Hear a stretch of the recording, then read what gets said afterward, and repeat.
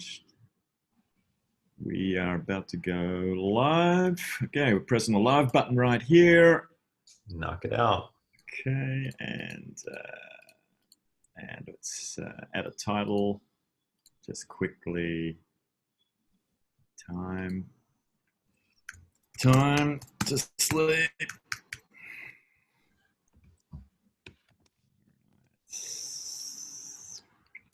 And pump it in here. Okay. Cool. And go live. All right, we are going live. Pumping it out to Zoom. Give it a second. I think Facebook's been getting smashed. Why? What's going on? Oh, this little thing called COVID-19 kind of. All right. Live on Facebook. I think we are live on Facebook. We are, I believe, live. And just for a quick second, let's just check. Make sure we are there. I believe we are. Okay. And just check my page. And I'll be able to trim this off anyway. And Tommy Gallant. And we are going to kick this off. Let's kick it. Oh, phone's jamming up. Nice. All right. Okay. Anyway, let's crank this little baby out. I am here with Dr. Michael Bruce, PhD, and I did do, of course, a bit of homework here, Dr. Michael Bruce. Yeah, believe it or not. And you are a diplomat of the American Board of Sleep Medicine, a fellow of the American Academy of Sleep Medicine, and Chief Scientific Officer of Presidium, Inc. Yep. So, yeah, and I believe Michael Bruce, PhD, is a board-certified sleep specialist and living in Manhattan Beach, California. I'm almost jealous. Gold Coast does compete with that. And author of 3 best-selling books, Good Night, The Sleep Doctor's 4-Week Program to Better Sleep and Better Health, The Sleep Doctor's Diet Plan, Lose Weight Through Better Sleep. I want to learn a bit more about that during this podcast. And The Power of When, Discover Your Chronotype, which sounds interesting. So it seems like a bit of personalization coming in there. Dr. Bruce appears regularly on the Dr. Oz show. So we're very happy to have him here on the Biotech Exec. Also CNN, Doctors, CBS This Morning, and Huffington Post Live. He contributes to the Huffington Post and Psychology Today and the Dr. Oz blogs. He is the official sleep expert for Princess Cruise Lines when he helped to develop the Sleep by Princess program and Princess Luxury Bed. I don't think I have a Princess Luxury Bed, Doc, but yeah. So, hey, sleep. Now, general theme of this is I have an executive audience, but right now it's going out to everybody. Why did you go deep on sleep? So give us a bit of the story. Give us a bit of the story, man. So here's the bottom line. It was not planned at all. Right. So I was, coffee, by the way. Yeah. It's because it's morning for you. It's evening for me. So it wasn't planned at all. I was actually interested in sports psychology. I was interested in performance psychology. And so like how to make athletes throw faster and, run better and be more accurate and all these different things. And the best program in the country was at the University of Mississippi Medical Center in Jackson, Mississippi, for what I was interested in, which was sports psychology and eating disorders. They had a very specialized program there, but the only people that went there were people that went to Harvard, Yale, Stanford, super top programs. Now I went to the University of Georgia. It was top 20, but it wasn't Harvard, or Yale. But they had a track for somebody who knew how to do sleep. And I had worked my way through graduate school in the electrophysiology department. So I knew how to use all the same machines and all how they collect the signals from the body. So I sold myself as a sleep guy, basically because I figured once I got there, I'd transfer and go into the other program, because just because you tell me I'm not going to be in your program does not mean that I'm not going to be in your program. Right. Right. And so I got there and I went to the sleep part first because I had committed to doing that. And by the third day, I absolutely fell in love with clinical sleep medicine. I knew that's where I wanted to be. I help people like this. It's unbelievable. I mean, when you sleep, you heal. And I feel so fortunate that I've been placed in a field where you can really change people's lives. I mean, it's no joke. I mean, sleeping it's really such a primal facet of everything that we do from a recovery standpoint that it becomes essential, for everyone. Right. So, I mean, yeah, look, I mean, we're spending a third of our life asleep, right? If it's Yeah, I mean, let's be honest, right? Maybe not a third, okay, right? So not today. maybe a fifth. Maybe a fifth. Okay, hence there is some of the problem, I'm sure, Right. which we're going Exactly. to unpack. So then let's talk a bit about that. I mean, quantity of sleep. I mean, what is the right quantity, and is it a one size fits all? Yeah, so it's different for everyone, and there's a lot of ways you can think about it. So first of all, it's different for you at different ages of your life. When you're 13, you need a very different amount of sleep than you do when you're 33, than when you do when you're 3, right? So when you start to look at it that way, there's differences along an age span. For women, there's differences within their menstrual cycle. I have some women who have longer periods of time that they need to sleep before their period, and then shorter periods of time after, so we have to change their bedtimes. So there's a lot of variation here, but here's the general principles, okay? Is the average sleep cycle is 90 minutes long.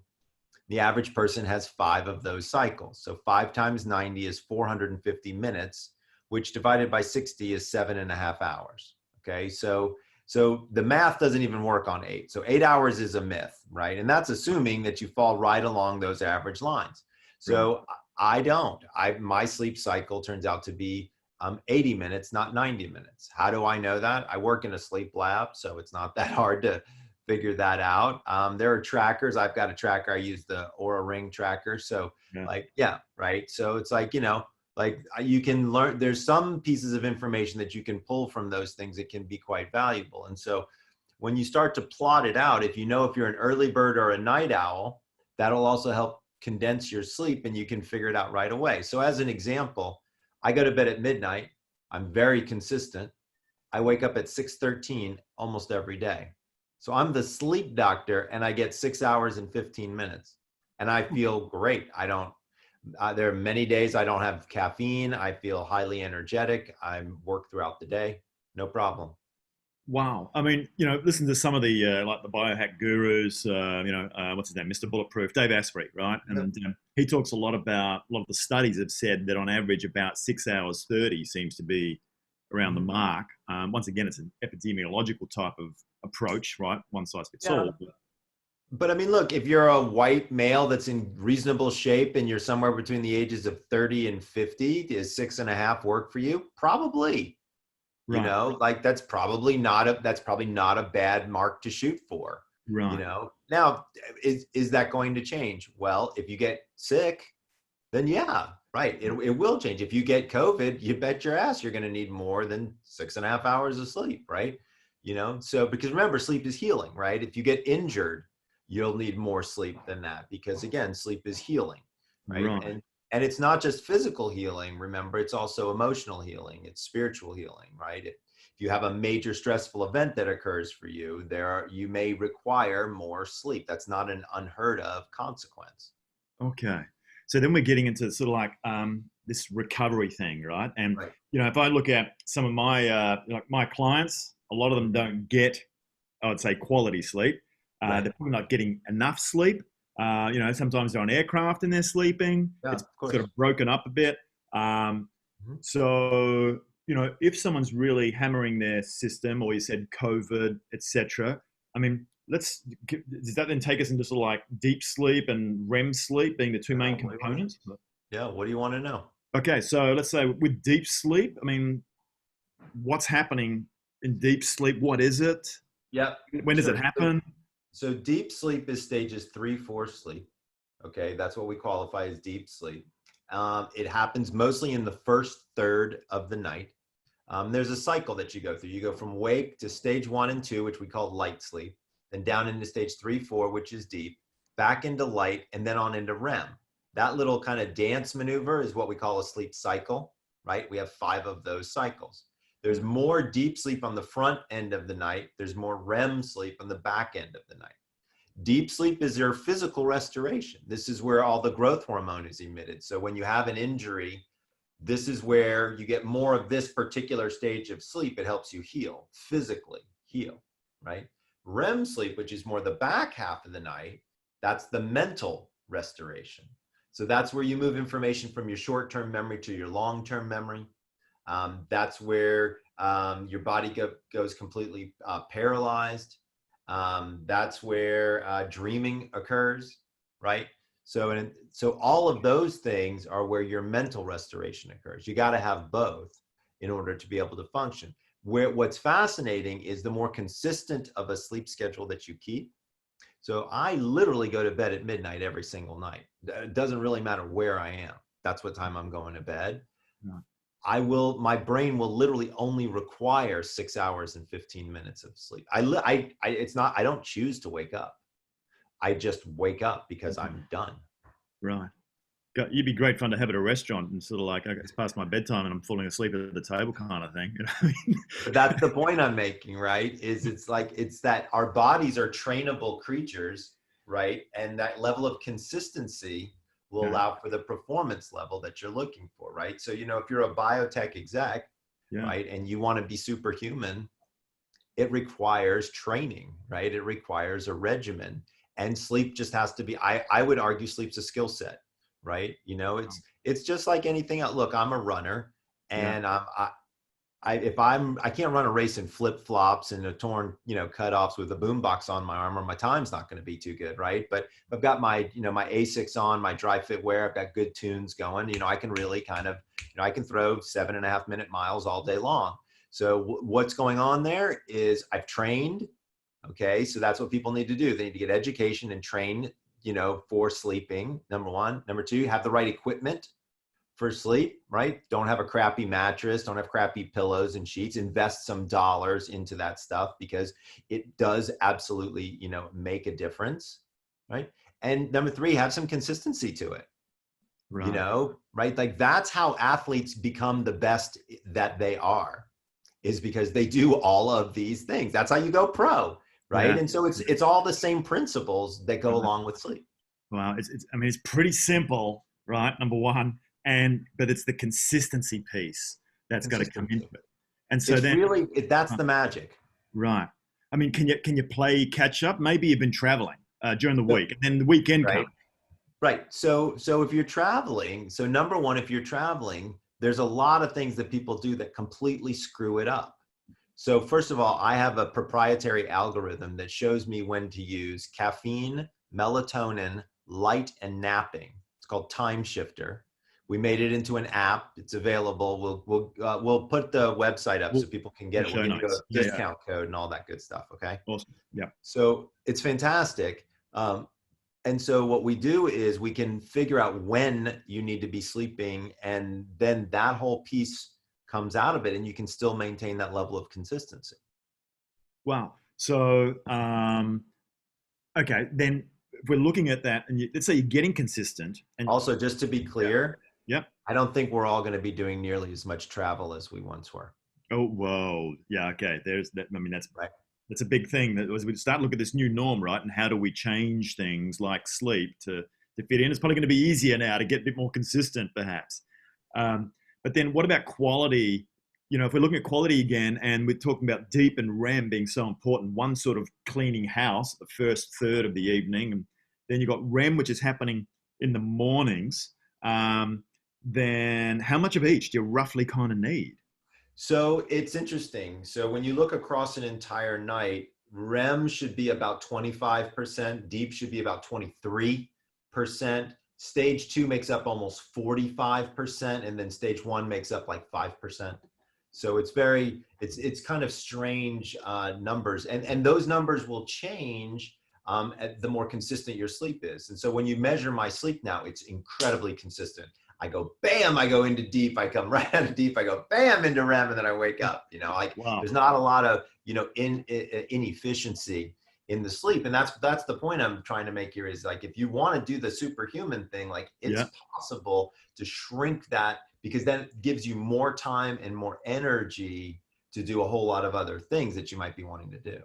Okay, making you more productive through the day, getting more into that flow state and that homeostatic Absolutely. state is a big contributor towards that. Right. Then let's say I'm suffering from, I'm not getting, I mean, for me, I smash deep, but REM, I struggle with REM. So from a REM challenged person that's not getting those sorts of percentages, what could they do to fix that? So first of all, your body will get for you what you need is number one. Number two, I'm always suspicious of how accurate the assessment is, right? Right. And so like when we're talking about all trackers are not very good, just to be Right. clear. Some are better than others, but Right. sleep is a complicated process. It's hard to figure it out, right? Taking steps is very easy. That's a calculus problem. It's a math problem. My daughter can figure that out. But sleep, it's much more complicated, because it's like, how do you come up with a metric? Is it how fast I fell asleep? Is it how much deep sleep? Is it how much REM sleep? Is my number of awakenings? Is my length of awakenings? Is it, you know, the amount of deep sleep? Is the amount of REM sleep? I mean, like the list of variables goes on and on. So sleep is much more complicated. So it's not particularly surprising that the trackers aren't that accurate, right? So when we look at the trackers, we don't want to look at the absolute data. We want to look at the relative data. So we don't worry about the number. We worry about the change in the number, right? And so if you say you're REM challenged, if you're always REM challenged, you might not be REM challenged, just to be fair, right? It's not accurately measuring REM in you consistently.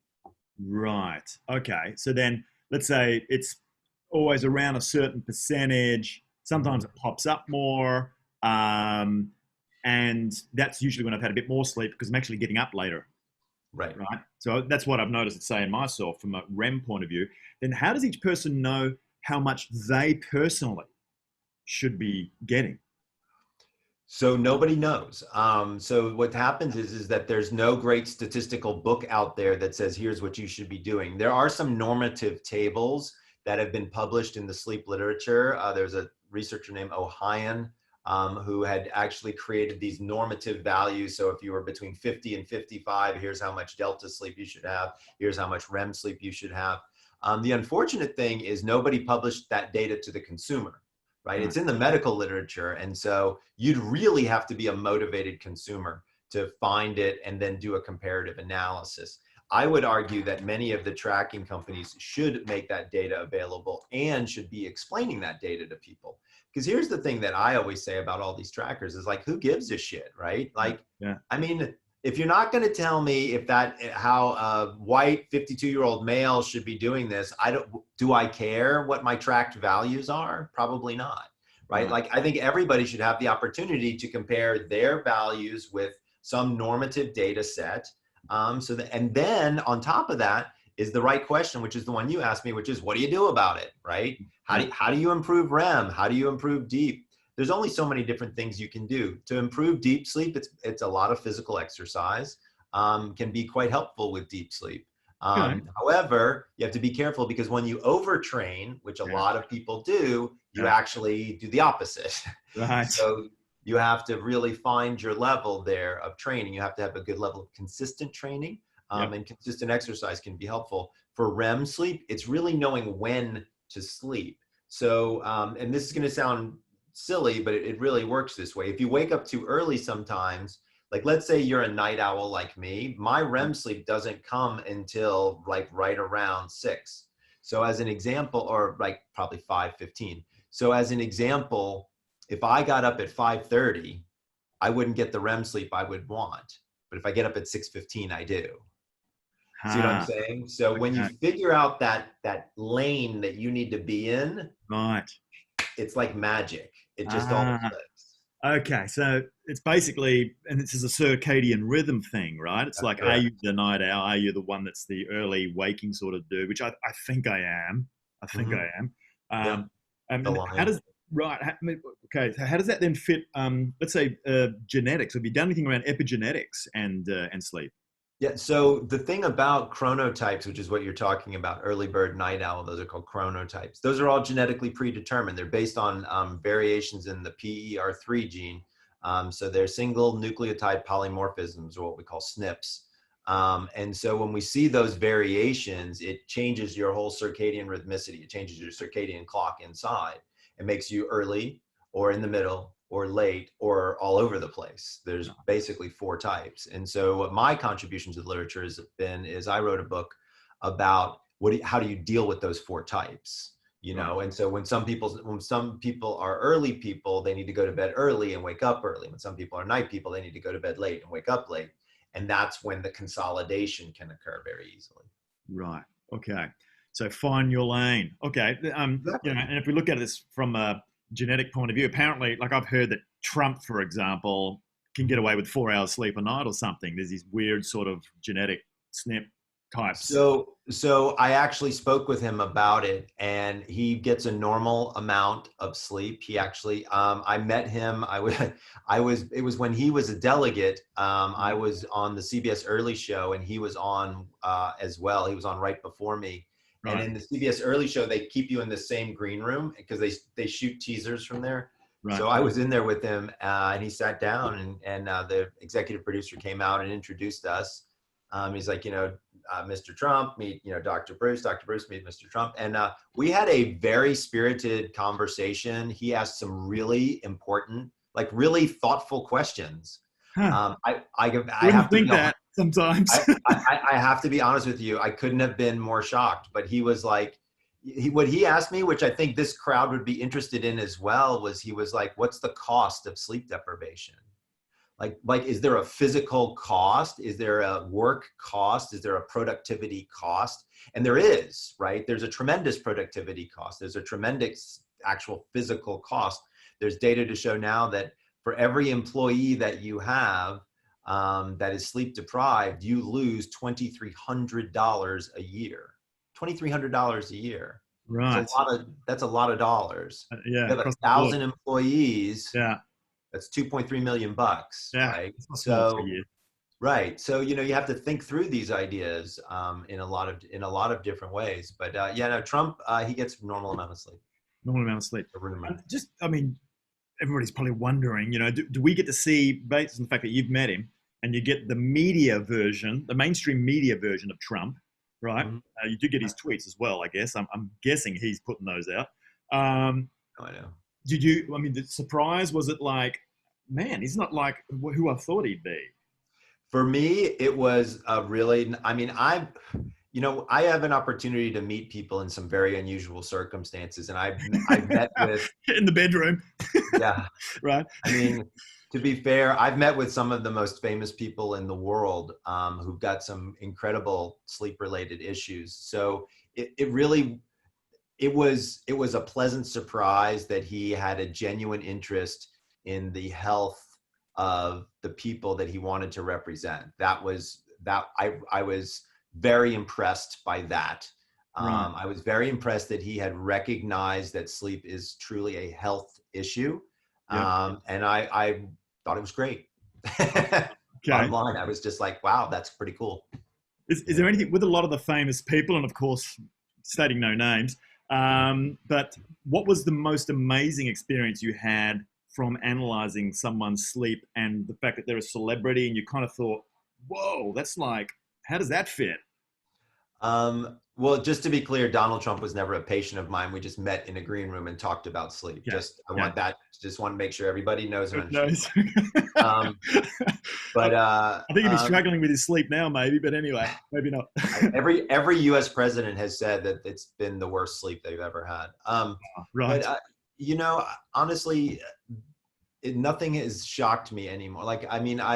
I've dealt with people who eat food in their sleep, who walk in their sleep, who talk in their sleep, who grind their teeth, who have sleep apnea, who have narcolepsy. I've got people who go to the bathroom in their sleep, people who've had sex in their sleep. Just the list goes on and on. Damn, isn't that called a wet dream? No, that's different. That's different. Yeah. I want to be awake when that's happening. Well, but right. So that's the problem is it considered rape or not becomes Wow. the issue. Right. So Wow. it's I mean, there are people who've killed people in their sleep, literally homicide in their sleep. Oh my God. Not any of my patients, to be clear. Right. But, I mean, like there's unbelievably large amount of things that occur during sleep, from on the medical side and then, on the just weird as shit side of things. And that's part of what makes the profession so much fun. Yeah. For me, I mean, I see and hear some crazy things Jeez. My sometimes. And God. My God. Is there one you want to point out that's been like just the thing that just like flipped you off your chair? You thought, well, oh, I mean, shit. there's not one in particular. I can tell you about some interesting cases that I've talked about before who allowed me to talk about them. Like I work with an electronic dance music DJ whose name is Steve Aoki. Right. So he's one of the most famous EDM guys in the world. And the reason I work with him is because he travels almost 200 days a year. Right. Right, like he's Wow. got worse jet lag than anybody I've ever seen. Like so Right. so if you take these test cases like that, right, Yeah. and you start to, and like if you can figure that out, then everything else gets easy. You know what I'm saying? Right. So like those are the things that I enjoy. I enjoy those difficult cases. I mean, and to be fair, it's not like I cure every case, right? I mean, Yeah. nobody does. Right. I would say I'm batting I've got like a 50-50 average, and those are rock star numbers when it comes to insomnia. I mean, I wish I could tell you I could help everybody. I can't. Right. I wish I could. Yeah. But there are some people that they're just going to need a pill to sleep. Right. There's some people that are just going to struggle with Yeah. sleep. Yeah. Um, and unfortunately, and we're, here's the good news is, damn, we're learning more every single year. Something new comes out about, different ways to improve sleep and sleep quality, and learning different things about it and the mechanisms behind it. And so for people out there, who are listening, who are like, is there hope? Absolutely, there's hope. Yeah. There's a lot of cool stuff that's happening. We're learning about things like NAD, and how NAD can affect your circadian rhythmicity and how that can have an overall effect on sleep. There was a study that came out last week about that. Right. It's quite fascinating. We're looking at different types of supplementation. Vitamin D is another big one that we're learning has a lot of circadian componentry to it. But guess what? It's also good for COVID-19 as well. Yeah. They're discovering that people who are deficient in vitamin D have a far greater likelihood of higher mortality from COVID than not. So vitamin D is good for all kinds of reasons now. Right. So like we're learning, and I think I think we're going to get to the point where we figure it out. Right. It's just when does the emphasis get there? I would argue that COVID has actually helped with that. I think there are a whole lot more people who are interested in wellness right now Oh than yeah. ever have been before. And I Yeah. think that's going to be a permanent change. And I'm looking forward to that aspect, to be honest with you. Yeah. I mean, Right? exactly. I mean, we're in the wellness field, right? And Absolutely. and I relate it to performance and executive performance, and there's so much upside Right. in the downtime. And when's our big day downtime happen? Like you said, it's 20%, but ideally 30%, whatever, somewhere there. And Right. how do we do it well? And when we do it is the big opportunity of leaving performance on the table. Right. So just on that then, preparing for sleep and then Yep. waking up. I mean, what's a great way to sort of transition in and then transition out? So for me, I've been playing around with this kind of theory. I believe it's all about energy transfer, right? So it's where you focus your energy, right? And so we all know we have a certain amount of energy. You can call it motivation, you can call it whatever you want to call it, right? We have this certain amount of something in us. And so we have to know how to transition that into sleep. Sleep's not an on-off switch, right? It's more like slowly pulling your foot off the gas and slowly putting your foot on the brake, right? There's a process that needs to occur. We need some runway, right? Is I guess the best way to describe it. So okay, if we have some runway, what should we be doing to land this plane nicely that we can park it out, right? So a couple of different things. So number one, what I'm telling people, especially now, is put yourself on a media diet. Right? You just don't need to know how many people died of COVID in your town right before you go to bed, right? It's completely unnecessary, Yeah. right? Like it just doesn't make any sense. Like give yourself happy thoughts. Believe it or not, so there's real solid data that optimism before bed helps you fall asleep and improves the quality of your dreams. Whoa. Right? Yeah. So if So you're like journaling, do your wins at night. exactly, your gratitude list, right? Right. Exactly. Right. That's what I tell people all the time is, your worry journal is earlier in the night where you're problem solving and things like that. But your gratitude list, that's the thing you do before bed, right? Or you talk with your bed partner about a future vacation you want to take, or just, again, something forward thinking, something positive, something good in your life that's going on. Because again, it helps you fall asleep more quickly, improves your dreams. This can be exceptionally helpful right now during COVID, right? Because people are having a lot of crazy dreams and things like that right now. So there's definitely, something to that as well. Okay, so some more pointed questions about that. I mean, sex before sleep. So it's good. It's a great question. I believe it or not, it depends on your chronotype. So if you're an early bird and your partner's a night owl, you got a problem going on there, right? See you at midnight. Yeah. Right. Well, so here's what's interesting. So if you actually look at the data is very interesting on this. Right. So you need 5 hormones to have successful intercourse. You need estrogen, progesterone, testosterone, adrenaline, and cortisol all need to be raised, right? And you need melatonin, the sleep hormone, to be lowered, right? 74% of people have sex between 10:30 and 11:30 at night, right? What do you think their hormone profile looks like? Yeah, I guess it varies based on their circadian rhythms. I don't know. It's going to be completely the opposite. Melatonin's going to be high. Right. Okay. Right. And all those other things are going to be low. Right. Okay. Right. So that's clue number 1. Right. And then here's clue number 2. What do most men wake up with? An erection. An erection. Yeah. Right. So if that's not Mother Nature telling you what to do and when to do it, honestly, I don't know what is. Doesn't that happen a lot of time in the night though for most men? It does. Well, it happens during REM sleep for sure. Right. That's how we used to test for erectile dysfunction was what we would do is we would wrap a set of stamps, like postage stamps around the base of the penis. Wow. And then when you'd wake up in the morning, if the stamps had broken off because the penis had become erect and engorged with blood, then you knew, it was up here, not down there.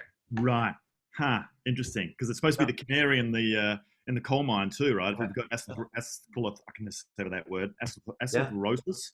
The blocking of the arteries. All right. So then, what about food, booze, caffeine? So look, if you're thinking about caffeine, caffeine's got a half-life of between 6 and 8 hours. Yeah. So I tell people all the time, stop your caffeine by 2 p.m. Right. Now, I know there's going to be somebody out there and they're going to be like, hey, I can drink a cup of coffee after dinner. I can. Genetically, there's a difference. The CYPR gene is like.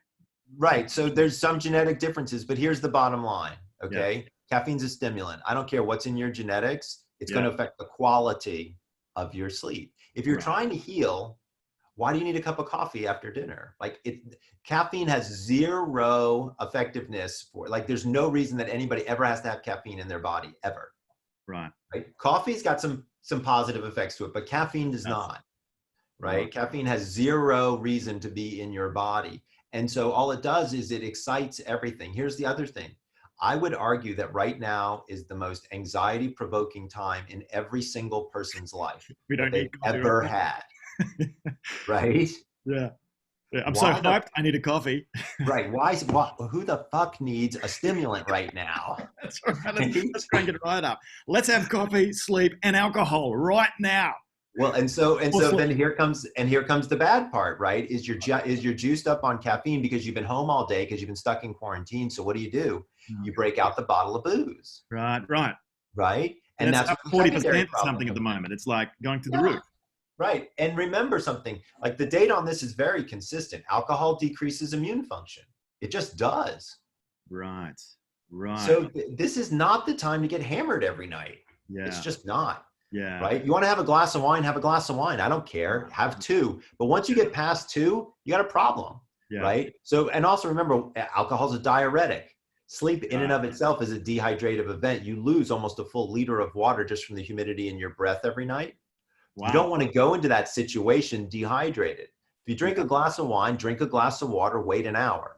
If you drink Right. 2 glasses of wine, drink 2 glasses of water, wait 2 hours. Huh. Once you get past 2 glasses, the problem is alcohol has more of an excitatory effect than a depressant effect. So it gives you energy, and for men, it can make them aggressive. So stop Yeah. at 2, but Right. you'll be fine if you do 2.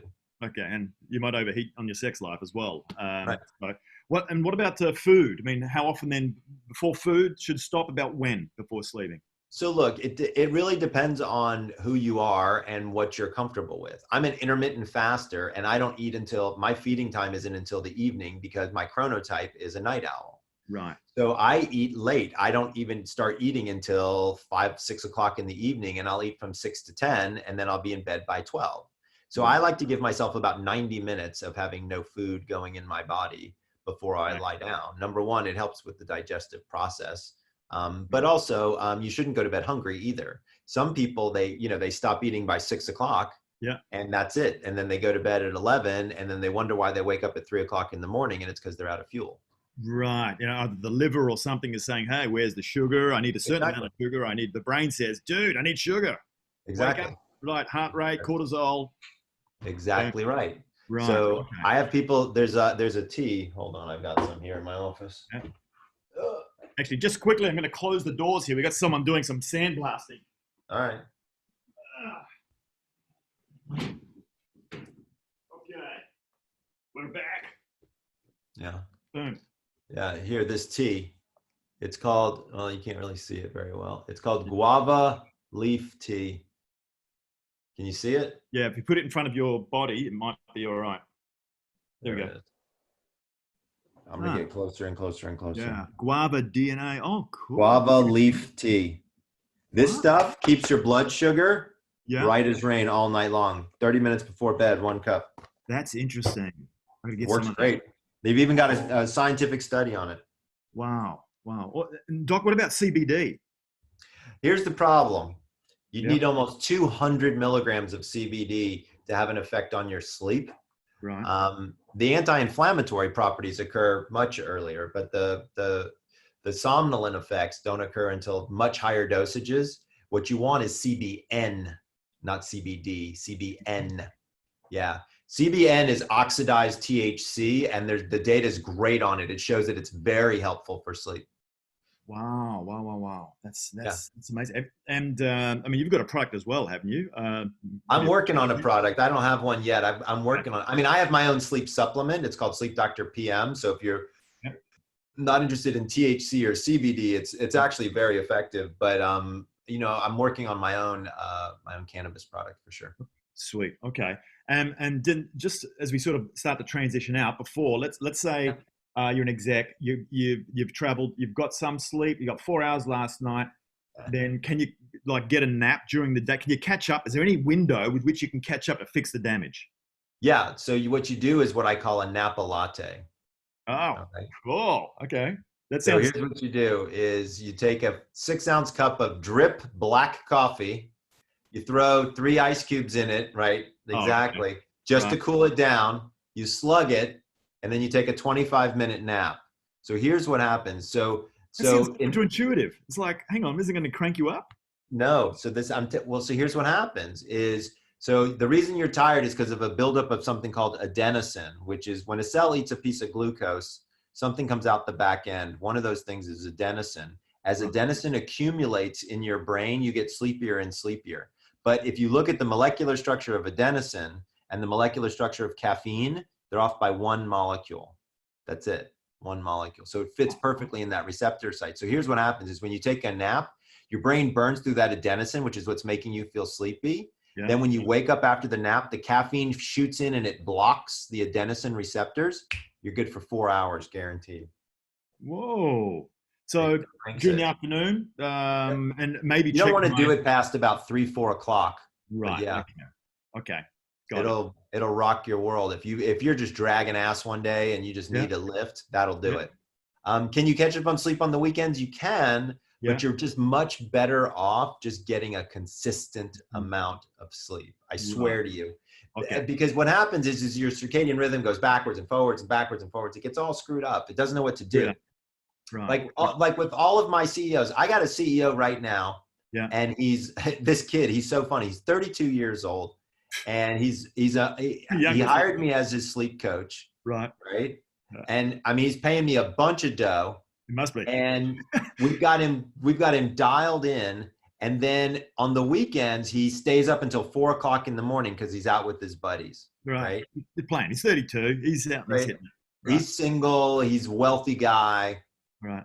I get it. But at the end of the day, like I think it was this week, he came to the realization. He was like, I wonder what would happen if I just didn't go out on Saturday night for like 2 Saturdays in a row. And I'm like, dude, let's do it. Try it. And so he got in and he did it. And it's miraculous. Even just one night off, it really throws depending upon how far off it is. Like, don't get me wrong. If you go to bed at, an hour later, it's not going to throw the whole thing off incredibly. But like, he goes from going to bed at 1 to going to bed at 4:30. Right. And then crashing the whole next day. So like, that's where it gets kind of messed up, but I get it, but it's amazing how, when you can dial into the system, you can really tune the machine. Wow. Okay. So, so plan A is have a napa latte. Plan B is, okay, then catch up on the weekend if you can't do it during your busy week. Correct.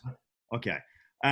What about transitioning out of sleep? So we're starting to wake up. I mean, everybody's going for the coffee usually, right? That's the worst idea possible, is to go for coffee. Right. Because so remember, like I was saying before, sleep is a dehydrative event.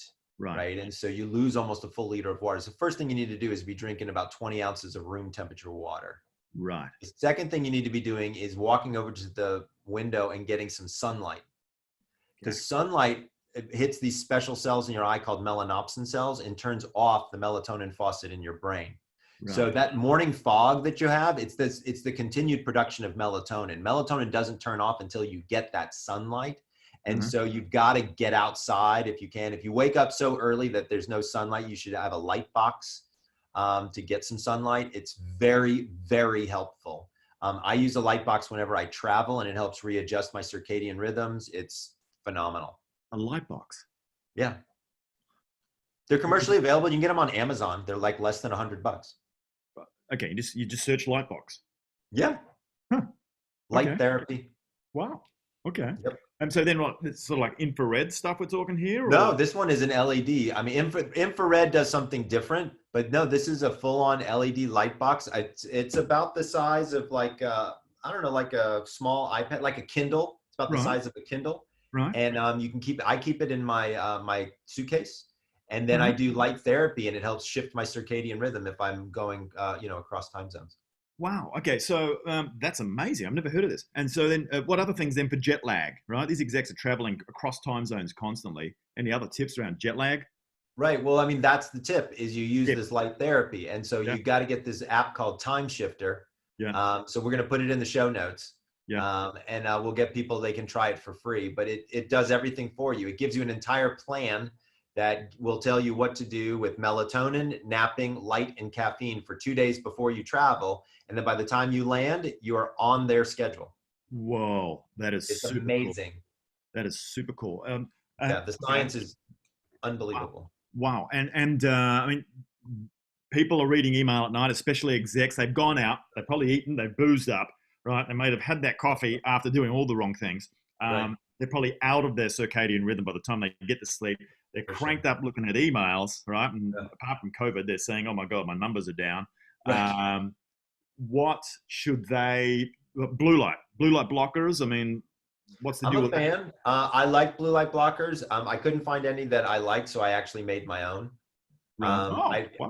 Yeah, if you go to sleepdoctorglasses.com, you'll see them there. I wear them. I've got them right here, actually. Hold on. Yeah, let's have a look. Oh, you sexy thing. Aren't I?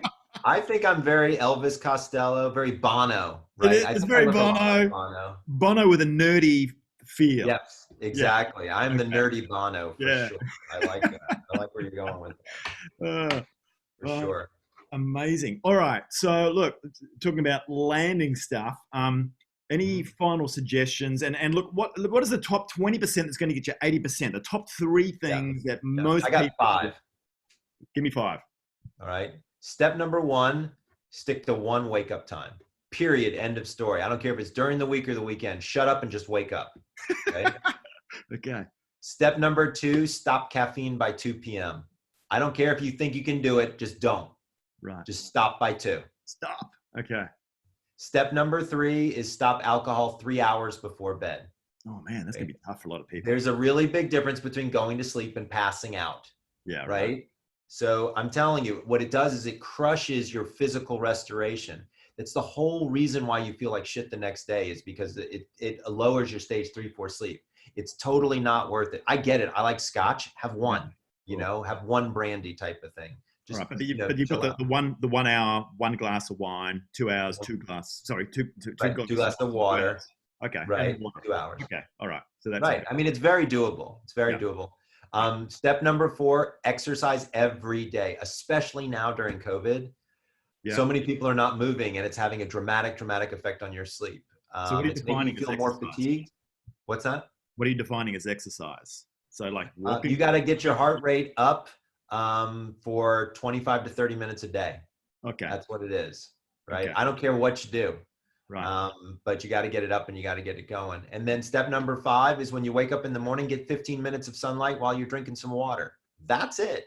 You do those 5 things, and I promise you, your sleep will improve. I promise. Magic. There it is. The top 5. Oh, sorry, I lie. I had one more really important question with the times we're in right now. It just sort of come. Immune system.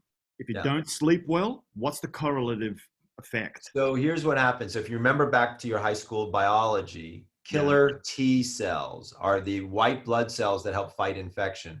Those are primarily produced during stage 3-4 sleep when growth hormone is emitted. So if you're not getting good stage 3-4 sleep, you're not getting killer T cells, which means your immune function is in the crapper. So at the end of the day, the single easiest and least expensive way to promote immunity is to get a good night's sleep. Wow. Okay. And I've heard like up to 70% of your immunity can drop or something the next day. Yeah, absolutely. It's incredible. There was a great study that was done at the University of San Francisco where they looked at people who had a good night's sleep.